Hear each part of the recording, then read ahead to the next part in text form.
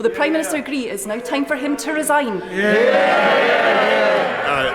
No, Mr. Speaker, but what I can tell her is that, as I said to the House last week, I apologise sincerely for any misjudgments that were made, but she must contain her impatience, Mr. Speaker, and wait for the inquiry next week before she draws any of the conclusions that she's just asserted. If a Prime Minister misleads Parliament, should they resign? So, Mr. Speaker, let's be absolutely clear.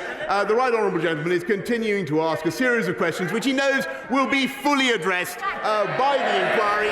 Last year, Her Majesty the Queen sat alone when she marked the passing of the man she'd been married to for 73 years. She followed the rules of the country that she leads. On the eve of that funeral, a suitcase was filled with booze and wheeled into Downing Street. A DJ played and staff parted late into the night. The Prime Minister has been forced to hand an apology to Her Majesty the Queen. Isn't he ashamed that he didn't hand in his resignation at the same time?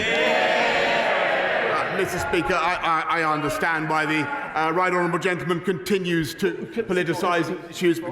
Sorry, Prime Minister. We normally would not, and quite rightly, mention the royal family.